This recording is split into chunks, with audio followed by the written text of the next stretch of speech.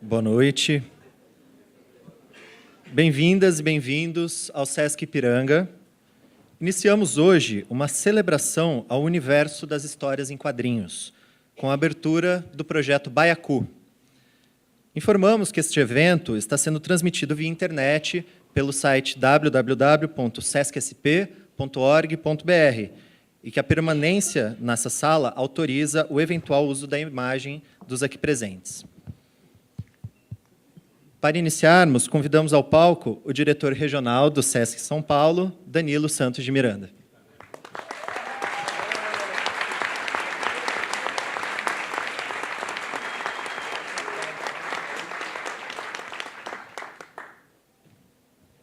Muito bem. Boa noite a todos, a todas. Prazer estar aqui, dando boas-vindas a todos vocês e aos nossos participantes aqui desse painel, dessa mesa não é, né, mas desse grupo aqui presente, né? Angeli, Laerte, Rafael e André. Muito bem.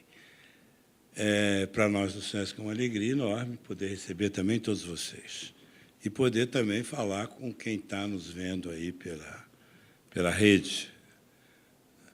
Portanto, trata-se de uma apresentação de São Paulo, do Ipiranga para o mundo. Muito bem. O que nós temos hoje? Essa oportunidade desse anúncio, desse lançamento, dessa nova publicação, né? Quadrinhos, que traz a contribuição, mais uma vez, né, dessas pessoas todas lideradas pelo Angeli e pelo Laerte. Portanto, é algo muito agradável poder fazer isso nesse momento aqui, nessa nossa unidade do Ipiranga. No momento em que parece que as coisas estão indo para trás, em vez de para frente, né? No momento em que as dificuldades todas levam a uma certa inanição, uma certa inação, uma falta de qualquer tipo de iniciativa, de coragem, etc., estamos aí lançando algo novo, procurando um caminho novo, procurando trazer essa contribuição importante desses artistas todos, liderados pelos nossos dois grandes, digamos, quadrinistas, artistas, portanto, consagrados já no nosso país. Eu tenho aqui uma indicação mais formal e rápida para dizer o que é o projeto, né? E faço alguns comentários bem rápidos nessa introdução e nessa fala de boas-vindas. Em primeiro lugar, dizer que o projeto Baiacu, quanto ao nome, depois vocês aprofundem na própria conversa que terão agora a oportunidade de ter, e, com isso, certamente será mais esclarecida a escolha desse nome. Não sei se o nome é inteiro ou se eles querem celebrar alguma das sílabas em particular. Mas, enfim, o projeto Baiacu rememora a era de ouro dos quadrinhos brasileiros, seu rico ambiente de criação nos anos 80, apontando para um futuro da linguagem, ao brincar com experimentação, troca, quebra de regras e cânones editoriais, mistura de linguagem em ambiente criativo, inédito, tanto no formato quanto na dinâmica da produção e na própria maneira de distribuir, né? Formar o físico, o digital, tudo isso será devidamente esclarecido e aprofundado. Da parte nossa do Sesc Ipiranga em particular, estamos aqui muito felizes para poder realizar essa ação com os convidados aqui presentes, muitos que vieram, que conhecem o trabalho desses nossos artistas e todos os demais que serão também envolvidos, né, com essa proposta, não é? Temos aqui, inclusive, muitos colegas do próprio Sesc, de outras unidades, que se interessam, que estão atuantes, e têm essa visão, essa preocupação de estarem atuando realmente, efetivamente, nesse campo vasto do mundo da cultura, no mundo das publicações e, sobretudo, nas ideias, nas propostas, num país, numa situação, numa sociedade como a que nós atravessamos. Então, o SESC faz isso para cumprir o seu papel, para estar ali desempenhando a ação como um lugar que articula, que junta, que propõe, que provoca, que traz o passado, pensa no futuro, rememora questões importantes, dá oportunidade para o novo, dá oportunidade para aqueles consagrados, tenta, de alguma forma, agir de uma maneira absolutamente aberta, democrática, reconhecendo todos os públicos e sabendo da importância da reflexão, da ação cultural efetiva, que se dá através das mais diversas linguagens. Então, é muito importante esse caráter amplo, aberto, em que todas as linguagens são contempladas e, de alguma forma, permite que essa instituição realize o seu papel, realize o seu programa nessa unidade e em todas as demais unidades, inclusive na próxima nova unidade que abriremos dentro de mais algumas semanas, no dia 19 de agosto, na Rua 24 de Maio, onde era instalada a antiga Mesbla. Lá teremos o SESC 24 de Maio, que já está pronto praticamente para começar a funcionar a partir desse momento. Então, esse é um anúncio importante, além de outros que virão depois, como o SESC da Paulista, mas aí é alguma coisa para o próximo ano.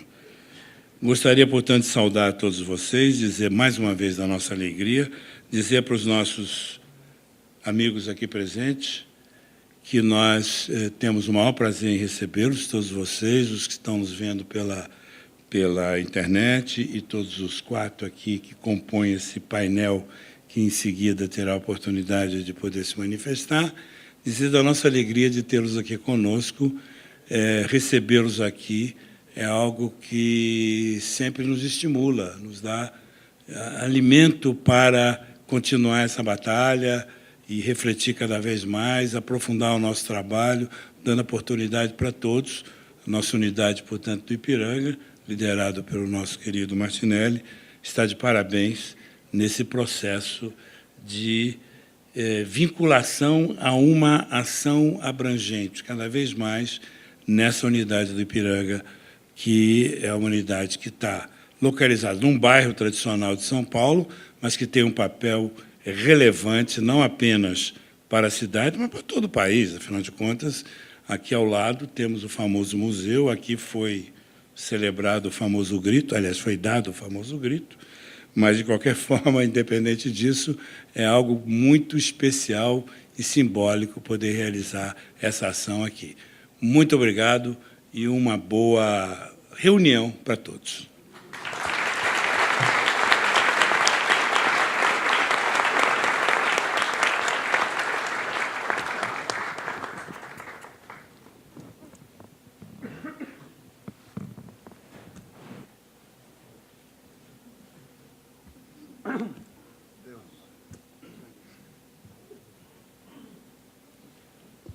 Agradecemos ao diretor. Bom, considerados 2 dos maiores quadrinistas brasileiros, Laerte e Angeli convidam outros talentosos artistas nacionais e estrangeiros para criar um ambiente de intensa produção de quadrinhos. Os artistas Eloar Guazelli, Fábio Zimbres, Gabriel Góes, Ilan Manuak, da Grécia, Juliana Russo, Laura Lanes, Mariana Paraíso, Pedro Franz, Power Paola, da Colômbia, e Rafael Sica. Esses 10 artistas em questão terão ainda a colaboração de Ana Cláudia Magalhães, André Santana, Bruna Beber, Daniel Galera e Paula Puyupo. No SESC Ipiranga, um ciclo de oficinas, demonstrações e bate-papos se realizam de 11 a 23 de julho, além da ocupação visual em constante processo de construção e transformação até o dia 3 de setembro. A Casa do Sol, do Instituto Hilda Hilst, em Campinas, abriga no mês de julho os 10 artistas em imersão para a criação do que será a revista Baiacu, a ser lançada pela editora Todavia no mês de novembro. E o SESC promove ainda, em meios digitais, todo o acompanhamento da residência a partir do site sescsp.org.br/baiacu, além de transmissões ao vivo pelo Facebook do SESC São Paulo. Bom, e agora, para compartilhar com o público o que é e o que pretende essa Baiacu, os editores do projeto, André Conte e Rafael Coutinho, e seus curadores, Laerte e Angeli. Com a palavra, o Angeli.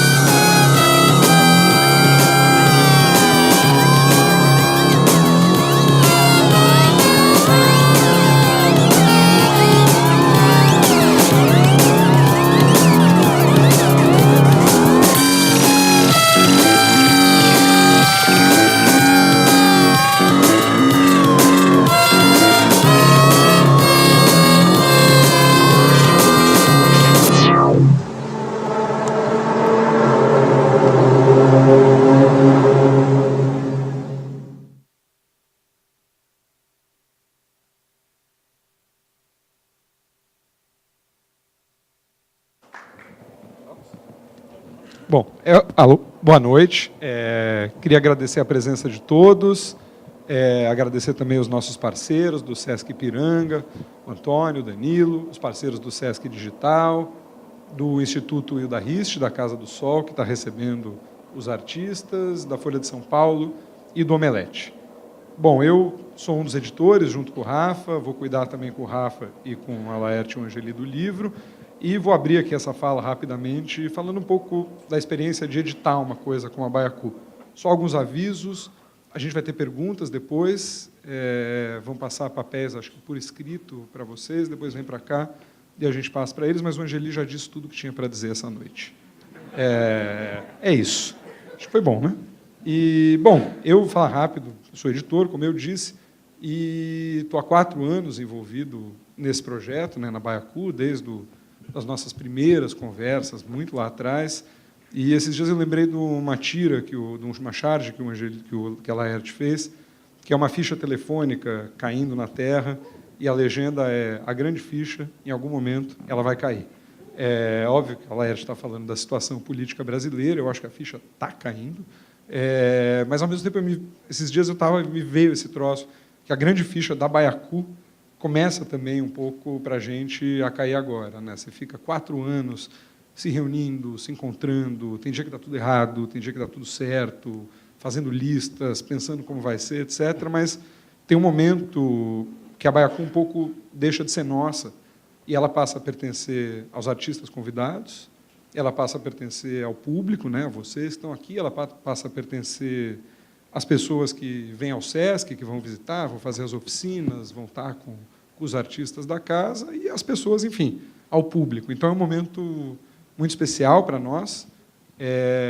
Como eu disse, eu sou editor, então, para mim, essa história, e editor também de quadrinhos, essa história começa, para mim, há quase 30 anos, né, que foi quando eu descobri as histórias da Laerte, do Angeli, na Chiclete com Banana, na Piratas do Tietê, enfim, tudo que foi a Circo Editorial, que foi uma coisa que eu sei que todo mundo aqui vai ter a sua história de como a Circo, ou a Piratas, ou a Chiclete marcaram a vida de vocês. Para mim foi muito importante, foi um momento meio decisivo, assim, tem muito a ver com o fato de eu trabalhar com livro, com quadrinho, enfim, é uma dessas coisas que te coloca num outro lugar, assim, você está lendo Mônica, vai para um outro lugar e fui. E, então, essa ficha, para mim, vem há muito tempo. Depois, quando eu passei a editar quadrinhos, né, fui trabalhar numa editora, numa grande editora, a gente fez um selo de quadrinhos, comecei a trabalhar, e, por razões profissionais, eu voltei a Piratas, voltei a Chiclete, fui reler aquilo, enfim, a gente tinha projetos todos juntos, e, de repente, começou a chamar a atenção uma outra coisa, né, que não é só a revista que teve um impacto na minha vida e na de tanta gente, etc., mas alguém fez aquilo, sabe? E você ouve um monte de explicação de por que a Circo existiu, por que as revistas foram como foram. Porque era uma época de abertura política, porque o público estava ávido por novo conteúdo, porque as pessoas queriam derrubar a linguagem que tinha vindo antes e avançar o debate, e a coisa estava entrando, o Brasil estava entrando num momento novo. Tudo isso meio explicação de engenheiro de obra pronta, sabe? Você vê a coisa, fez um puta sucesso, você fala, é por isso, por isso, por isso, por isso.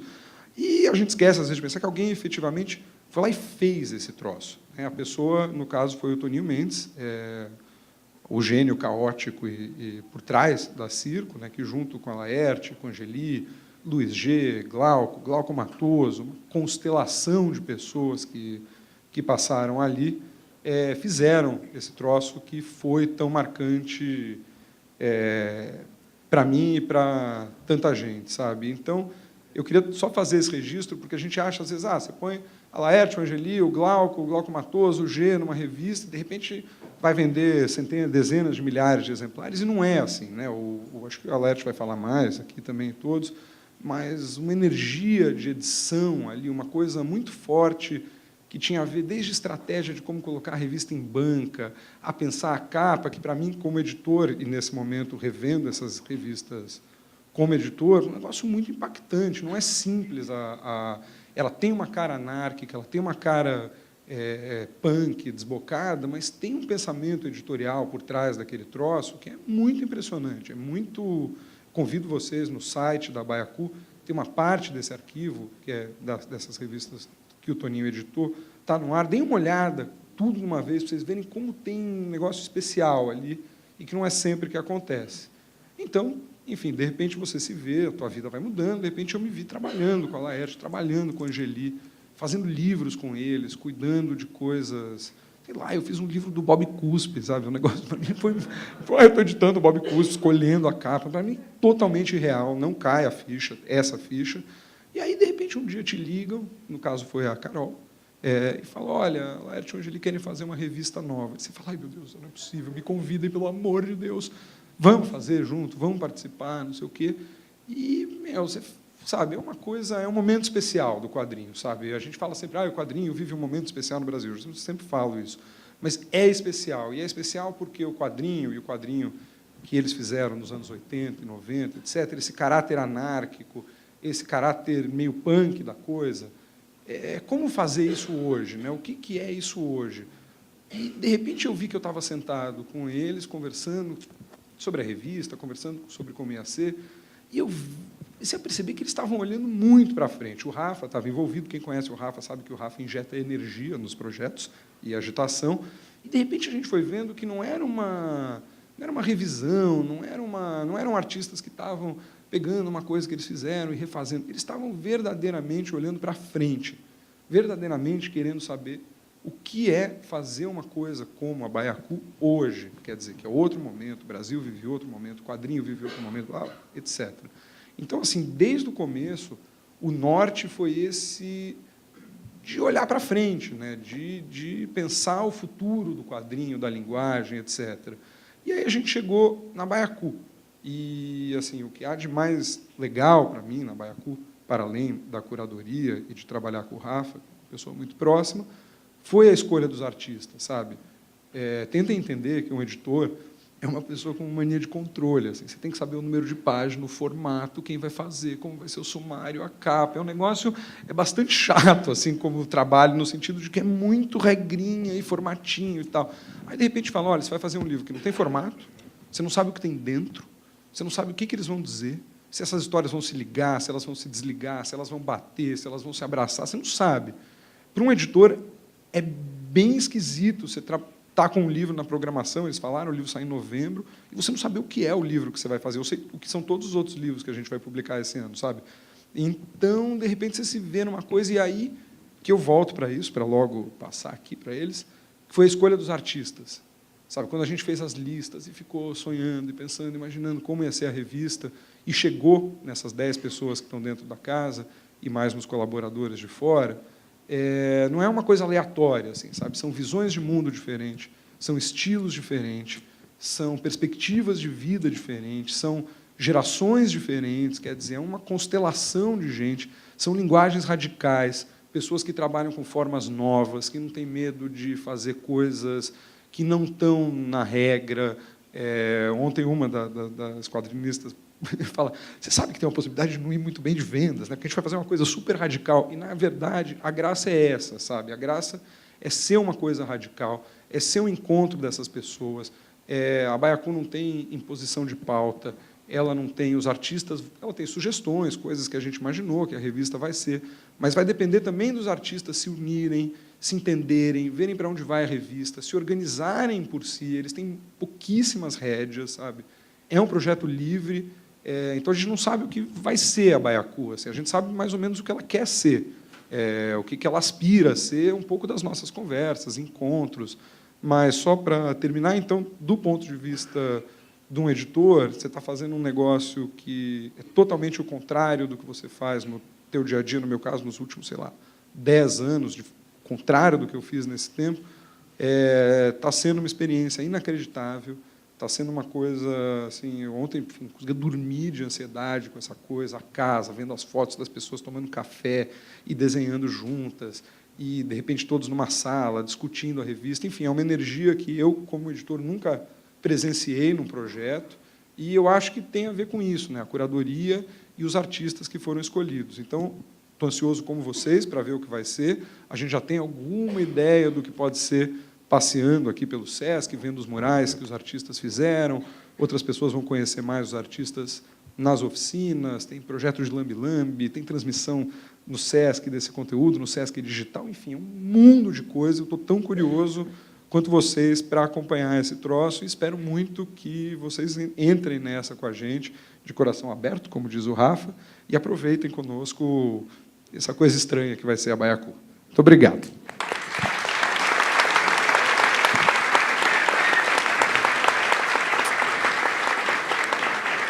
Passo aqui para o Rafa continuar. Você quer tomar daí? Ou vai, Laerte? Quer pegar ou eu assumo? Já? Tá ligado aqui? Bem-vindos aqui. Obrigado por terem vindo. Difícil seguir depois das belas palavras de André Conte. Acho que é isso mesmo. A gente vem lapidando esse projeto há muito tempo e tentando entender, na verdade, não só o que seria esse conteúdo, mas o que não seria também. Acho que isso pautou muitas das conversas também, o que a gente não queria que fosse, o que a gente não queria que orientasse o projeto. Era um projeto que, em um dado momento, ficou claro que era mais uma experiência do que um livro. E eu acredito muito nessa ideia do quadrinho como uma experiência. Acho que o público, hoje em dia, já assimila quadrinho e lê quadrinho de uma outra forma. É um público mais ativo, que espera mais do livro do que só o livro, para o mal e para o bem. Enfim, é uma mídia que está mudando mesmo. E então, desde o começo a gente começou. Eu lembro do período onde a gente fez esse salto juntos, assim, de entender que não ia ser uma revista livro propriamente dito, só apenas uma revista, mas que não controlar esse processo também era importante para deixar ele fluir, né? Então, grande parte desse jogo era, embora a pressão esteja com vocês agora, artistas, era não carregar no projeto não carregar ele de orientação, né? E trabalhar com esse monte de possibilidades que a linguagem permite hoje em dia e que não são celebradas, né, no mercado editorial brasileiro moderno.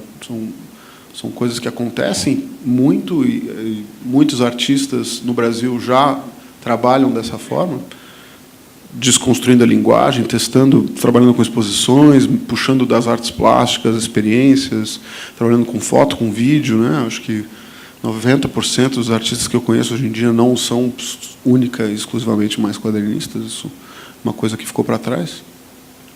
Então, era um projeto que tentava trazer isso para frente do debate, né? Como trazer essa experiência nova e como reentender o quadrinho depois disso tudo, né? Esse prisma insano.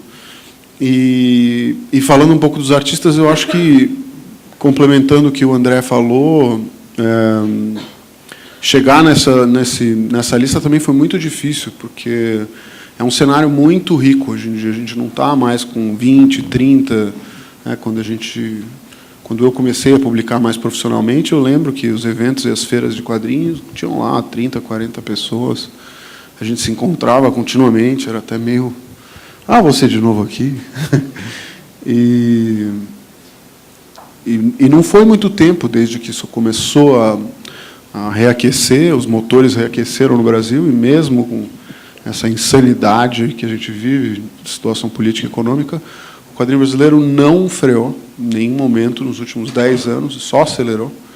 Eu não sei nem explicar, mas a quantidade de livros, de autopublicações dos autores só aumenta.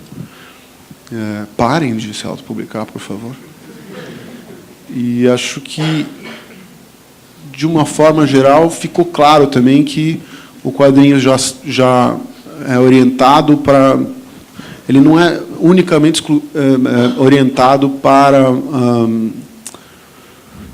o mainstream, ou para infanto-juvenil, ou para a escola, né? Ele já é essa coisa absolutamente impossível de se resumir. Quando me perguntam sobre como é que é o quadrinho brasileiro atual, eu não sei explicar mesmo, não conseguiria mais resumir e dizer, o quadrinho é isso, está indo dessa forma. Tem 200 formas acontecendo o tempo inteiro.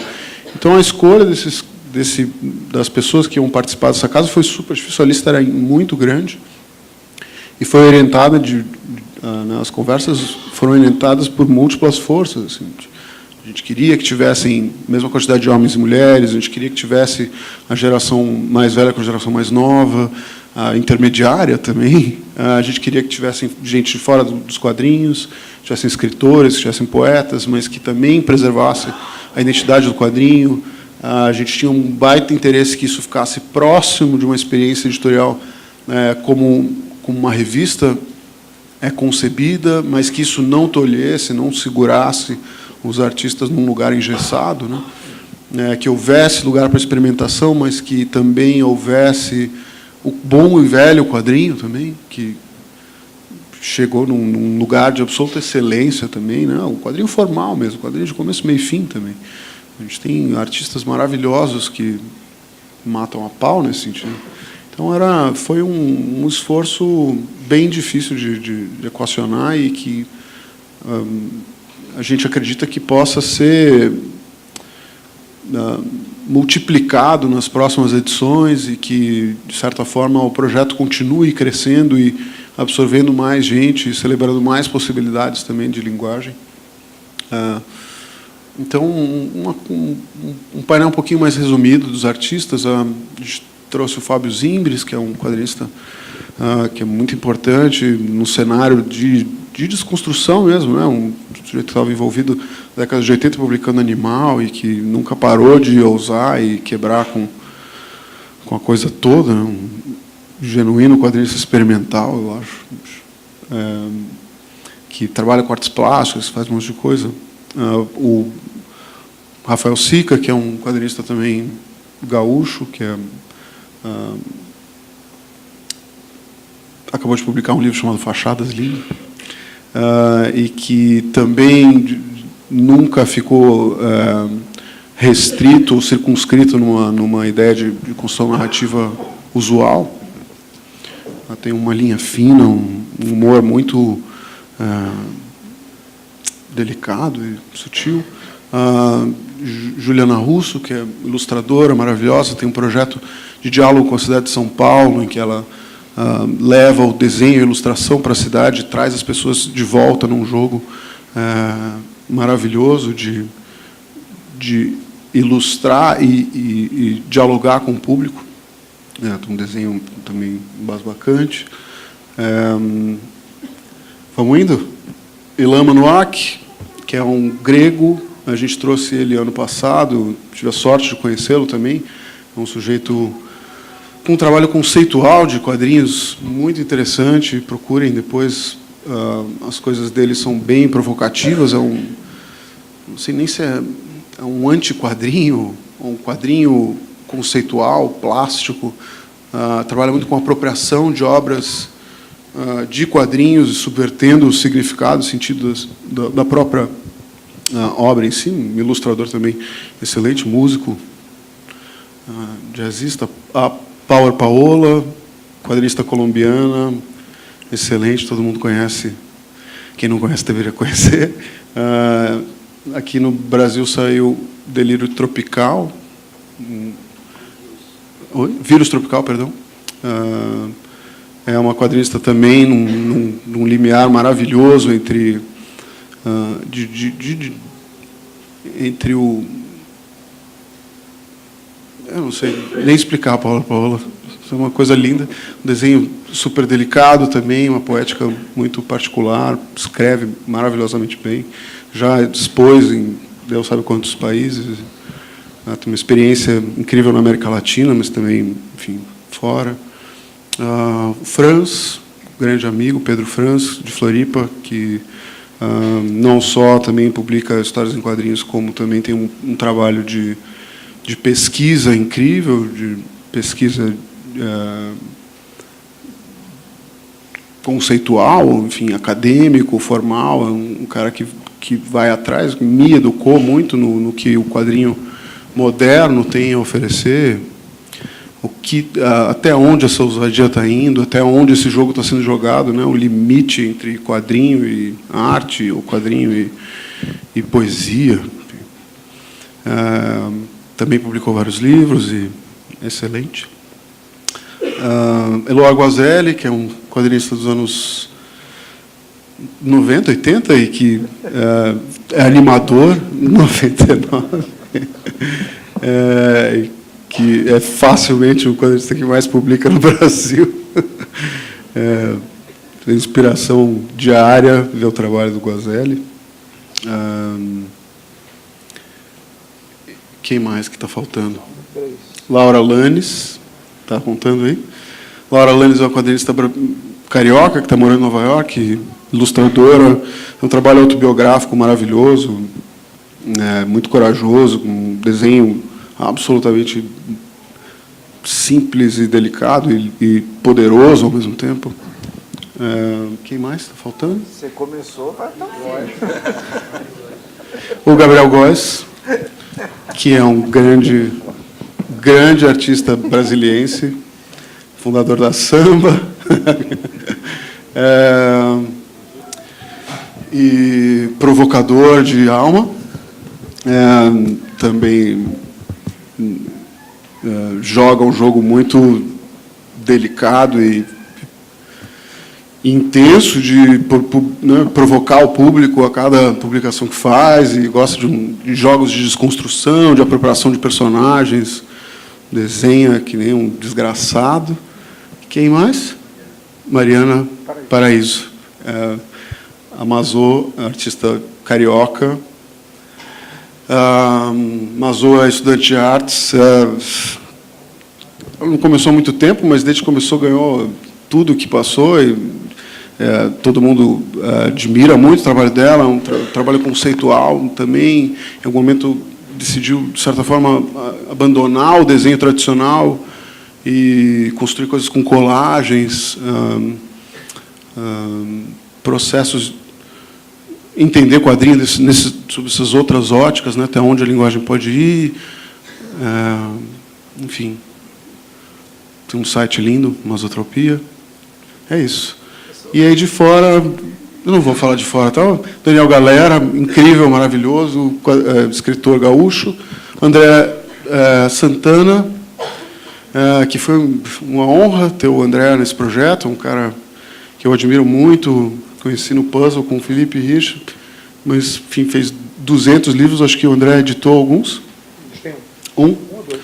E perigosíssimo, com a palavra. Bruna Weber, poetisa, poeta carioca, também que brinca com artes plásticas, vai e vem nesse jogo. Ana Cláudia Magalhães, estamos quase lá.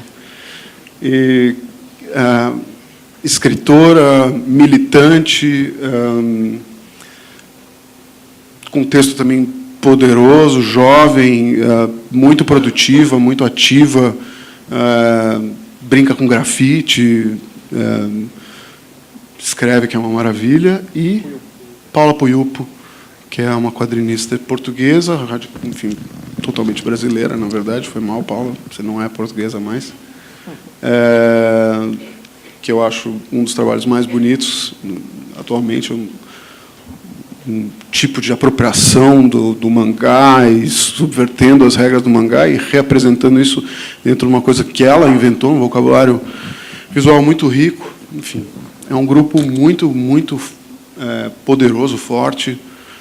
Se eles não fizerem nada, se eles escreverem uma palavrinha em cada página, já vai ser uma publicação absolutamente poderosa e maravilhosa. Não, eles vão fazer mais, calma. E é isso. Queria muito agradecer a todos que vieram, os artistas que toparam encarar essa maluquice. E toparam entender também que nenhum de nós também tinha muito certeza de para onde isso ia, que é um jogo, né? É uma proposta aberta mesmo, onde a gente vai ter que descobrir para onde vai isso junto, num período relativamente curto, de 15 dias, mas muito intenso. Eu queria muito agradecer mesmo ao SESC.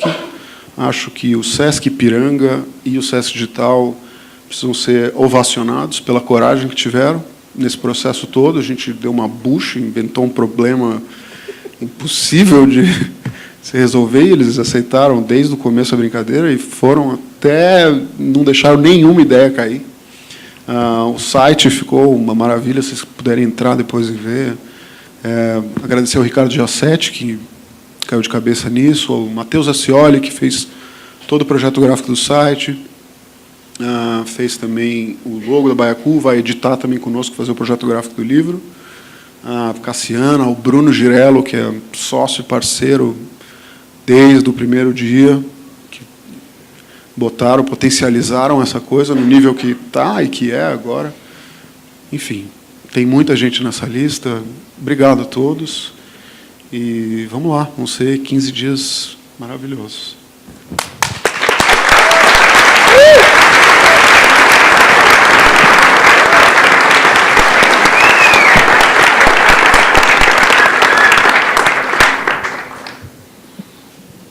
Você lembrou todo mundo, é incrível. Quando me falaram que isso aqui era uma aula magna, eu gelei. Eu sou péssima para falar em palestras. Quando falam, vamos fazer uma palestra, você tem 50 minutos para expor as suas ideias. As ideias vão embora, assim, que nem andorinhas.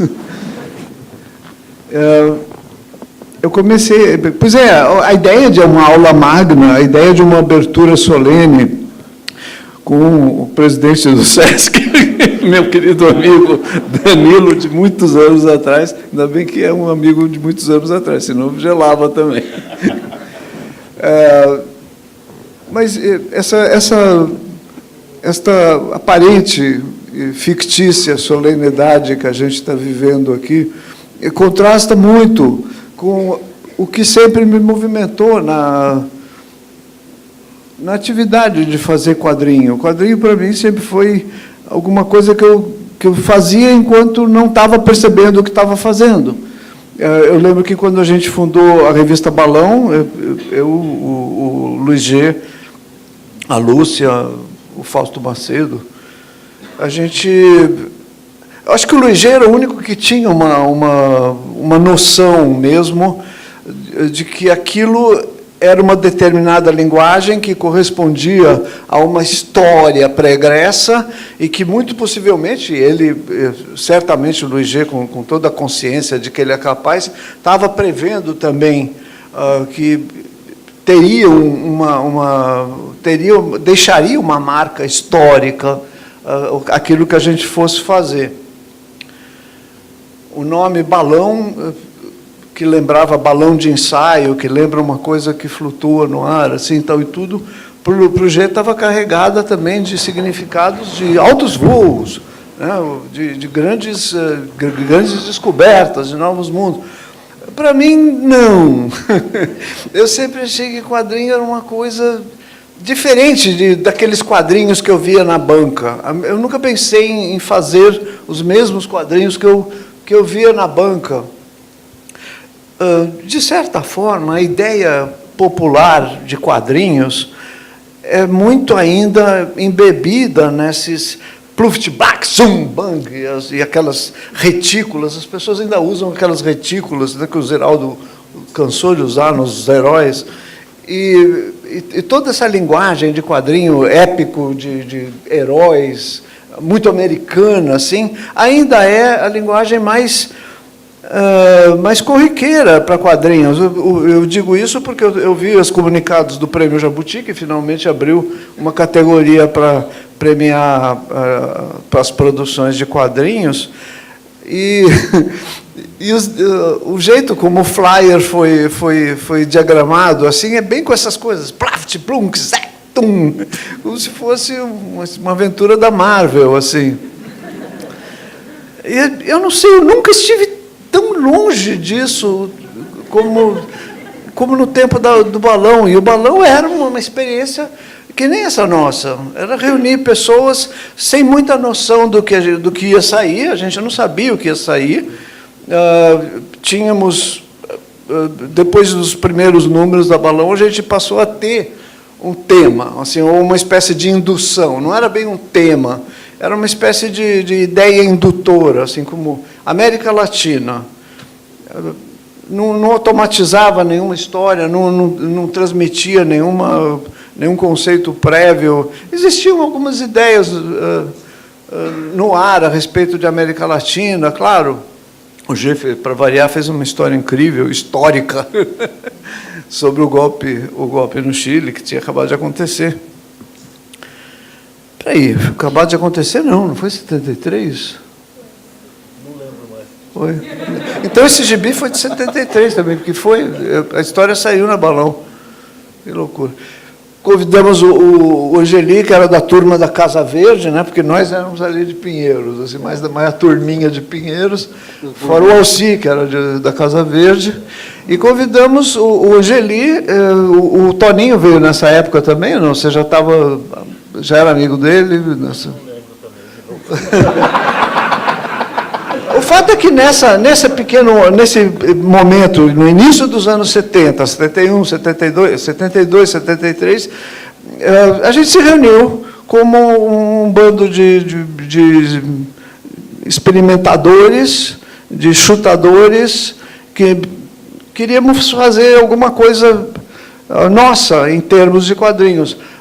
Quase todos eram amadores, muitos tinham experiências muito precárias em desenho mesmo. Alguns se aventuravam se dirigiam mais para fazer roteiro do que desenho por causa disso. Gostavam para caralho de quadrinhos, mas aí não estavam desenhando. Mas, ao mesmo tempo, sabiam que quadrinho é uma coisa democrática. Quadrinho é que nem música. Qualquer um pode meter a mão, sabe? Qualquer um pode curtir. É que nem gostar de uma coisa, é que nem transar. Era isso que a gente entendia por quadrinho. E a ideia de fazer história não estava, acho que, na cabeça de ninguém. Na verdade, as coisas que viram história só viram história pelos olhos de quem veio depois e percebeu, aquilo virou história. Eu não sei, eu nunca tive muito essa ideia, assim, nunca foi uma noção muito clara para mim. Por isso que esse momento aqui, eu agora já estou um pouco mais tranquilo, o remédio fez efeito e tal. Então, eu estou vendo isso como uma reunião de amigos mesmo, que é o que é. Eu e o Angeli, a gente queria fazer um fanzine. A gente queria fazer um fanzine, eu comprei um mimeógrafo, eu juro para vocês. Isso foi quando? 2003, 2004. Assim. Comprei um mimeógrafo, ficou ganhando poeira porque eu ainda não entendi como é que usa aquele troço. Eu vi o pessoal usando no tempo do Partidão e tudo, mas eu não consegui fazer o meu fanzine de mimeógrafo. Mas eu falei para o Angeli, vamos fazer um fanzine, a gente está aí parado. Porque é o seguinte, depois da experiência da Circo, que foi aquele florescimento dos anos 80 e 90, principalmente com o carro-chefe do Angeli, que é o Chiclete com Banana, Toninho Mendes e Angeli criaram esse ariete que arrombou as portas das bancas e do mercado e nos enfiou lá dentro como produzindo as nossas coisas que a gente fazia no tempo do balão. Então, o Luigier falava até que as pessoas tinham, nós, autores e autoras, tínhamos o sonho do gibi próprio. E, de fato, ali a ideia era cada um ter o seu gibi. Assim, eu tive o meu, Piratas do Tietê, durou uns 13 números, mas não chegou ao brilho do Chiclete com Banana, com seus 100 mil leitores. O fato é que essa literatura de banca, profundamente popular e muito suja da mão da molecada da periferia, de meninas e meninos, e jovens e adultos, naquele momento assim de fim de ditadura e começo de uma pretensa democracia, um arranjo esquisito, né? Um novo arranjo meio estranho assim dos meios dos anos 80, a Chiclete com Banana, sobretudo, teve algo a dizer, e foi histórica. Mas foi histórica porque a gente não sabia que estava fazendo história. A gente estava fazendo um gibi, outro gibi, vamos fazer outro, outro gibi, não sei o quê. E foi cada vez melhor. Mas as crises sucessivas acabaram enterrando essa produção e essa experiência. Eu acho que são principalmente crises econômicas que terminaram com essa produção de quadrinho. E abriram uma vertente que já vinha também se desenhando, que é o quadrinho graphic novel, que é o quadrinho livro. As portas que foram invadidas agora foram as das livrarias, né? Uma literatura de quadrinho começou a ser produzida. E a tal da linguagem de banca ficou lá, meio que estacionada no meio dos anos 90. Então, quando eu falei para o Angeli da gente fazer um fanzine, a ideia era meio essa. A gente ia fazer um fanzine de mimeógrafo e íamos depois para a fila do cinema ou para os bares para vender por R$5 cada um e levantar uma grana. Mas o que se passou com isso é que houve o concurso de outras pessoas. Carol, Rafael, André Conte. E essa ideia foi ganhando outros corpos, né? Não é que foi ganhando corpo, ela foi ganhando outros corpos, foi virando uma espécie de monstro. Assim. Então, vamos fazer um gibi que a gente não saiba também o que vai acontecer? Vamos fazer. Então. E essa ideia foi progredindo até virar o projeto que hoje está aqui se instalando, que nem um aplicativo. Eu não me vejo na obrigação de agradecer e nomear todo mundo. Primeiro, porque a minha memória é uma merda. Segundo, que vocês já fizeram isso. Eu só queria explicar por que o nome Baiacu, que nenhum de vocês mencionou. É o seguinte, eu não sei. Baiacu é uma palavra japonesa que significa Baiacu. É um peixe que tem muitos modos de ser lido. Ele tem o modo filosófico de ser lido, o modo literário, o modo antropológico, o modo culinário. Pelo lado culinário, eu recomendo vocês consultar um sushi man de primeira, assim, porque aquele bicho mata. Se você não fizer o corte no lugar certo, ele mata. Fora isso, ele tem essa propriedade de inchar e ficar maior e assustar o tubarão que vem devorá-lo. O tubarão enxerga muito mal, dizem que ele come o baiacu assim mesmo. Né?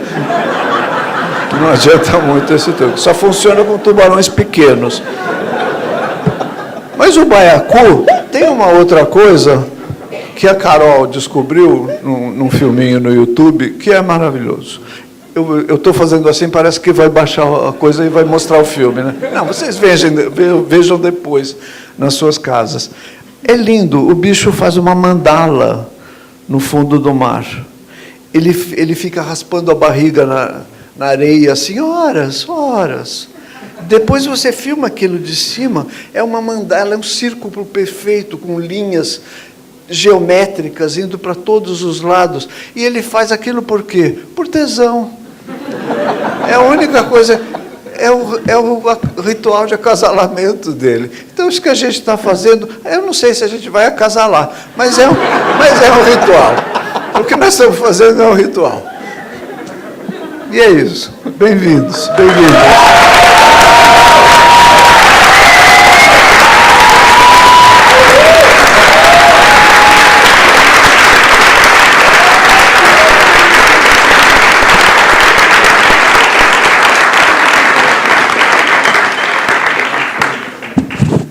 Bom, agora as perguntas, quem quiser escrever, os colegas do SESC estão pegando ali.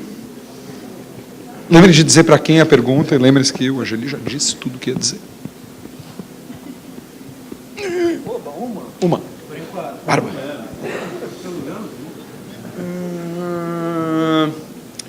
O Gustavo pergunta, acho que quem quiser, Rafa, Laerte, se é possível existir uma nova Circo, se os quadrinhos vão voltar a ser vendidos em banco ou se eles pertencem agora às livrarias e aos comic shops? Querem responder? Vai que é tua. Então, vale a pena dizer isso, não sei, acho que eu pulei. Desde o começo, uma das forças motrizes do projeto era essa coisa da revista barata de banca, né?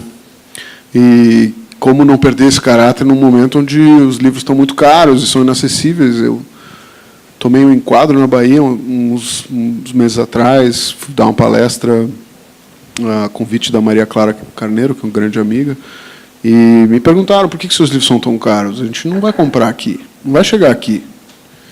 E cadê as suas coisas baratas? Né? E eu percebi que, putz, eu tinha feito um baita circo, tentando levar os livros para lá, para ter eles para quem tivesse interessado, e eles não tinham como comprar, eram estudantes, eram gente mais humilde, sem grana. E fiquei, enfim, arrasado. E isso foi os dois bateram muito pé nisso, e acho que todos concordaram de imediato que a gente precisava entender esse novo momento do quadrinho nacional e como entender também a internet, né, nesse jogo. Simplesmente jogar na internet ou Facebook não resolve as coisas, né? Não populariza o conteúdo. Né? Não é assim que funciona. A gente vive as bolhas de informação, elas têm dificuldade de passar, o conteúdo de blog é de difícil disseminação, você precisa ter muito acesso, muito seguidor. Então, desde o começo, a ideia era que o digital fosse a nossa principal aposta nesse jogo, que ele fosse o quadrinho de R$5, né? E que ele tivesse mais conteúdo do que o livro impresso, que ele fosse mais legal, e que a gente testasse com todas as forças possíveis, com o digital, o site bombando, com as redes sociais, com todo o nosso esforço, fazer esse digital chegar na mão das pessoas, a informação de que ele está à disposição, e que ele chegasse junto com o livro impresso. Então, isso era uma coisa, eu acho que é o nosso esforço de tentar chegar perto dessa experiência da banca, né, do gibi de banca. Do ponto de vista de conteúdo, acho que vocês são mais capazes de dizer qual que é a relação entre o conteúdo da Chiclete, o conteúdo de hoje. Por trás dessa pergunta, porque existe uma outra pergunta semelhante, que é por que não há um novo Pasquim que empolgue a esquerda ou empolgue as mentes democráticas e faça e produza isso. Para começar, o Pasquim não foi bem assim. Mas não foi isso o tempo todo. Ele não empolgava tanta gente o tempo todo. E era uma empolgação também que não era toda mobilizadora em termos de uma postura política. Ela acabou fazendo isso, mas é um processo lento. Por quê? Porque as coisas estão ligadas ao seu momento histórico. Então, o novo Pasquim tentou ser refundado várias vezes, não deu certo. Porque não é assim que funciona, né? As coisas funcionam... tem outra dinâmica, tem um modo de ser vivo assim, dos eventos culturais, que não adianta você forçar muito.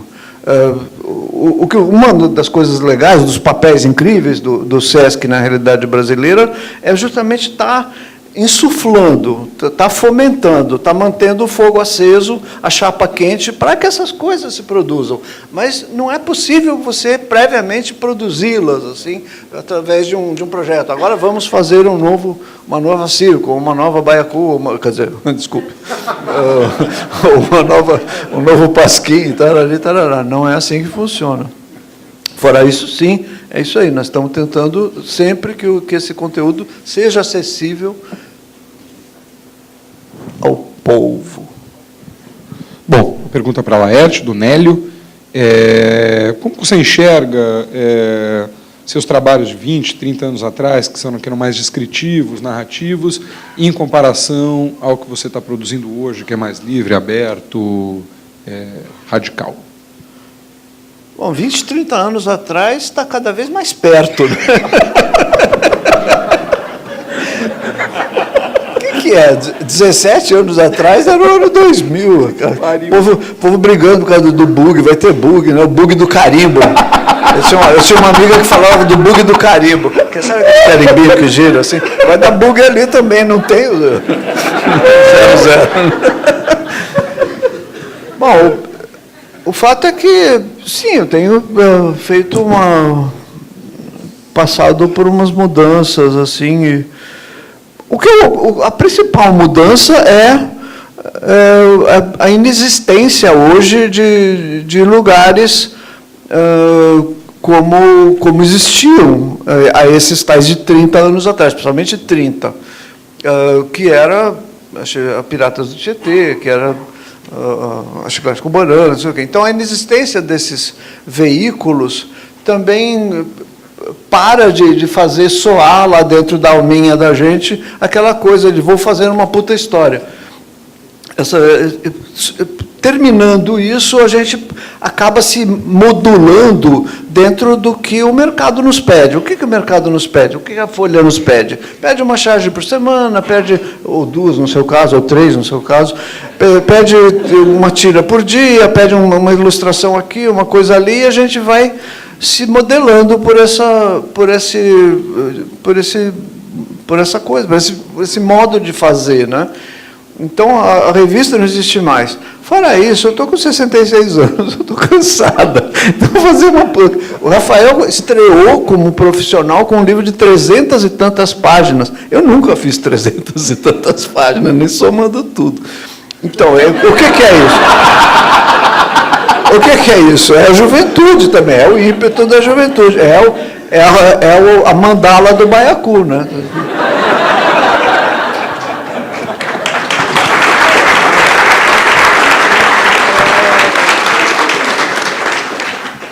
Eu vou juntar 2 perguntas aqui, a da Eliane e acho que é Rodrigo, caprichar mais na caligrafia, Rodrigo.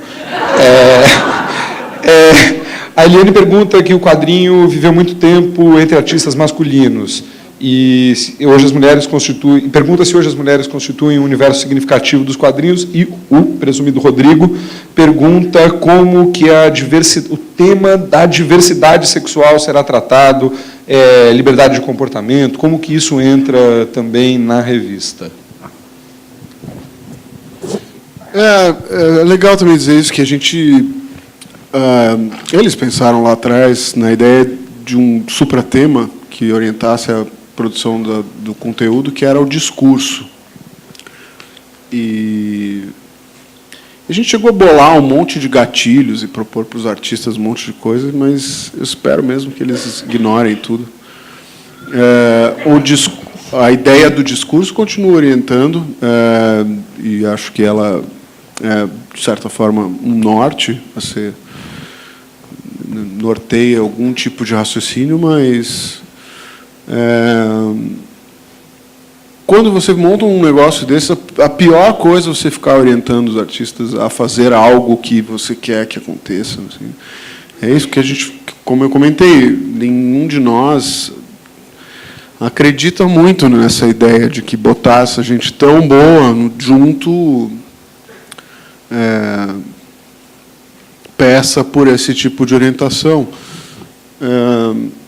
Porque são artistas com já uma carreira, um andamento, uma postura, uma contundência no que fazem muito forte já, né?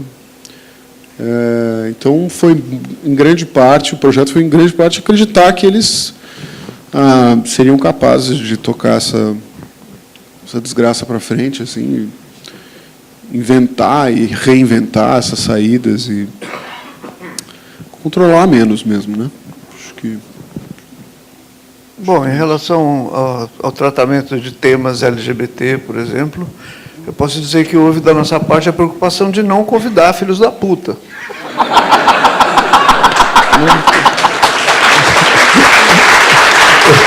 O time de pessoas que está lá para fazer é tudo gente fina. Eu conheço eles. Então,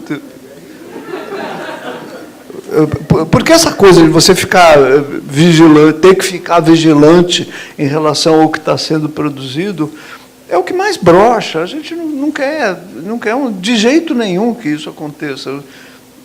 Longe de quer dizer, o que surgir e for gerado nesse processo que a gente está começando a viver, há de ter suas pernas, há de ter seu corpo, há de se movimentar com toda a liberdade, assim. E é isso. Eu confio nos amigos e amigas que chamamos. E todos nós confiamos, e é isso que vai definir o modo como a gente vai tratar a questão LGBT, ou a questão da democracia racial, ou a questão da reforma agrária urbana, ou da democracia no Brasil, o momento que a gente está vivendo, o momento que o mundo está vivendo. É isso. Não? É o nosso conhecimento mútuo. Guazelli, inclusive, está trabalhando aqui. Eu vi ele desenhando ali. O Rodrigo pergunta... desculpa, só para sobre as mulheres no quadrinho. Eu acho que a gente vive um momento onde é muito mais fácil encontrá-las. Mas eu acho que foi importante para todos nós também entender que projeto como a Baiacu e qualquer projeto, na verdade, de quadrinho ou de cultura, precisa sempre abrir as portas, né? É função de quem está pensando e concebendo o projeto que a porta esteja aberta, que ela não seja excludente, né? Não exista nenhum mecanismo vindo de cima que exclua ninguém. Então, isso foi uma força orientadora desde o começo, a ideia de que tinha, sim, ter metade mulher, metade homem. Mas tem outros mecanismos muito difíceis, né? E é difícil contemplá-los todos e muito difícil não transformar o projeto numa agenda, né, uma agenda política, né? Uma agenda que precisa contemplar todos os lados o tempo inteiro e dar espaço para todos, porque... Não é um parlamento. Aqui é uma ditadura. Mas sim, foram muitas as conversas sobre isso e eu espero que sejam ainda muitas mais.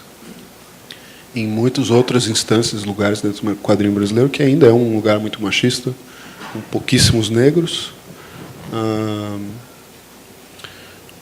É um lugar elitizado ainda. O quadrinho se distanciou desse acesso das massas, ele se distanciou do povo. Virou um papo fechado, assim, difícil de encarar isso também.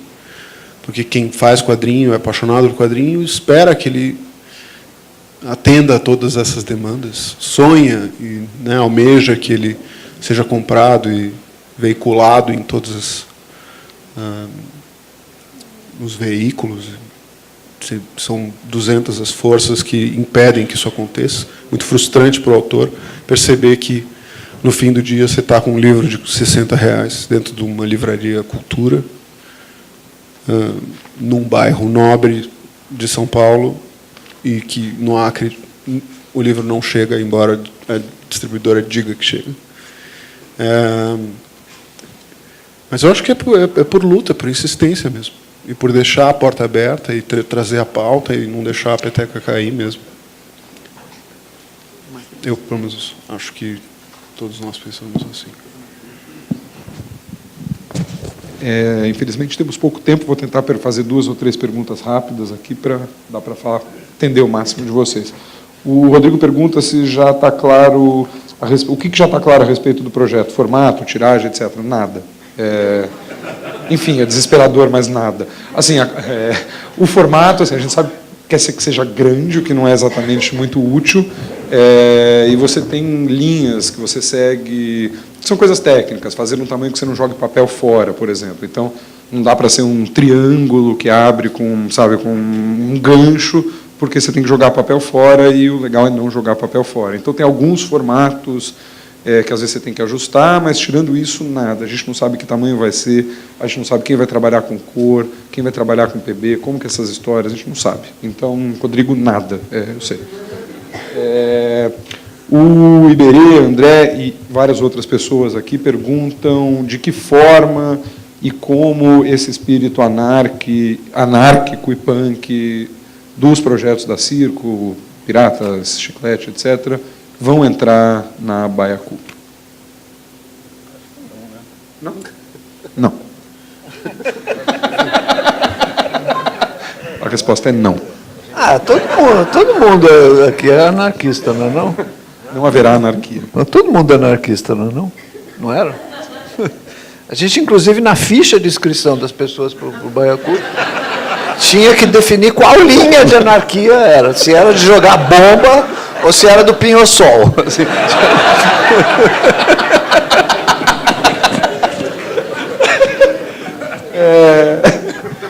Eu acho que é uma pergunta boa aqui para a gente, infelizmente, encerrar. Queria fazer todas, são perguntas ótimas aqui, mas alguém... E eu perdi a pergunta porque ela estava aqui no meio e jamais vou achar. Mas a pergunta é, Laerte, você é uma pessoa expansiva, que fala, o Angeli é uma pessoa que fala menos, que aparece menos. Vocês... aliás, o Angeli não faz, foi a maior frase dele hoje. Enfim, para quem não conhece de fora, parecem coisas, pessoas muito distintas. Como que vocês combinam? Como que vocês combinam?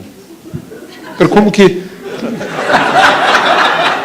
Olha, acho que...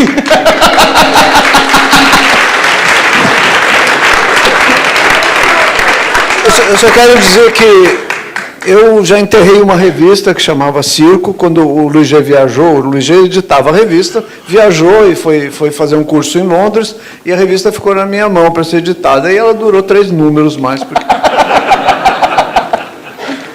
Então, a minha, como chama, o meu desejo ao copular com Angeli era justamente me beneficiar dessa capacidade editorial que ele tem, que ele é um gênio, ele é uma das pessoas geniais no Brasil. Aliás, Angeli, genial é um anagrama, como disse o Milor Fernandes. Ele é uma das pessoas que sabe fazer isso. E ele está com essa dificuldade mesmo, está falando pouco, está cada vez mais assim, modesto nas suas expansões, não querendo falar. Mas foi ele que sugeriu o tema. O nosso tema é discurso. E eu achei isso de uma beleza, de uma coisa assim, de uma coragem, de uma beleza, e de um alto desafio também que eu quase chorei. Bonito isso. Mas, enfim, é isso, sexo.